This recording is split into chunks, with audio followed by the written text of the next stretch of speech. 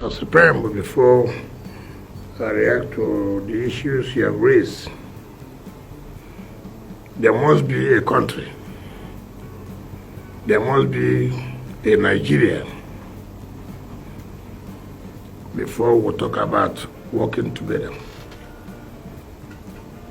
All of us must know that the existence of Nigeria is key. The existence of Nigeria is key. I'm here as the FCT Minister not to look at any ethnic group, not to look at any religious body, not to look at those who say they don't even believe in God. My interest is for the interests of Nigeria, the unity of Nigeria, and the development of FCT. And so I will not be intimidated by anybody, by any group, be it ethnic, be it religion. So nobody should be afraid that, oh, people are saying, I'm not worried, I don't even hear, I don't even care. I don't. What I'm interested in, what I'm doing, my conscience, is it clear? What I'm doing, is it for the interest of Nigeria? And if what I'm doing, the man who appointed me is happy, I'll go ahead and do my work. There's no way you can be in governance that people will not criticize you. There's no way you be in governance that you will not step on toes. So nobody should be afraid that if you don't want to be abused, don't be a politician. You don't want people to carry rumors against you, don't be a politician. Even the religious leaders, they carry rumors against them. They carry propaganda against them. Then you see me, politician. Part of the job is for me to receive all kinds of insults. And you go home and sleep very well when your conscience is clear. The National Mosque Management Committee, led by the chairman, Sunupe, was there with his team. And most of the issues you have raised are the issues he has also raised. The former president, Olusegun Obasanjo, did say that the National Mosque is a national asset. So he said about the community center. So it's a national asset. And that is why the government can award contract for the maintenance of those two assets. If not so, we have no business to go and use government funds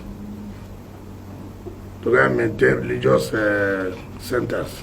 So what we are doing, because it has been accepted as national assets. Not only that, I hear there's a yearly grant of 50 million to the mosque, the national management of the convents and the Christian Association Center.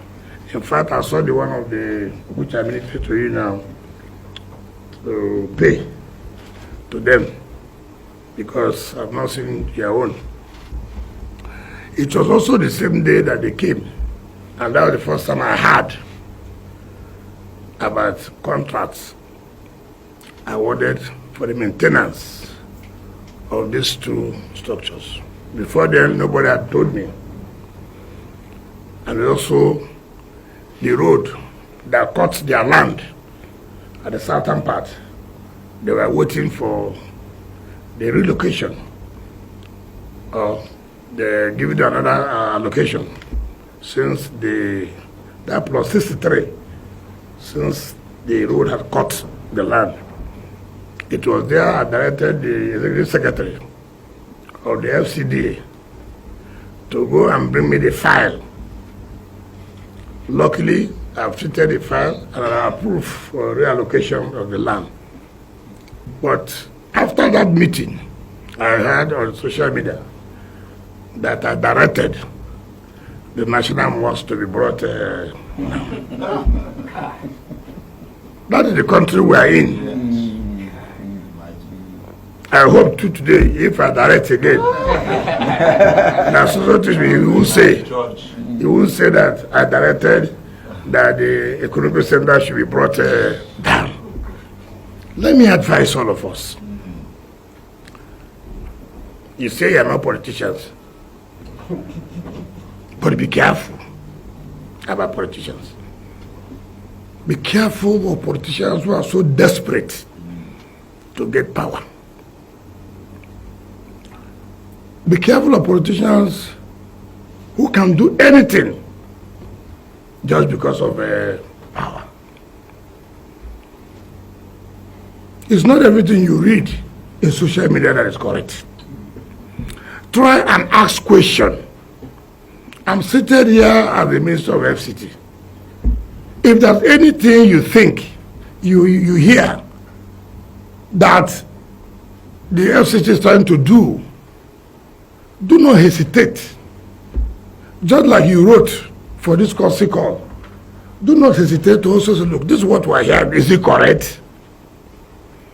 So we'll be able to defend the government and defend ourselves. There are those who could not face us in the political field.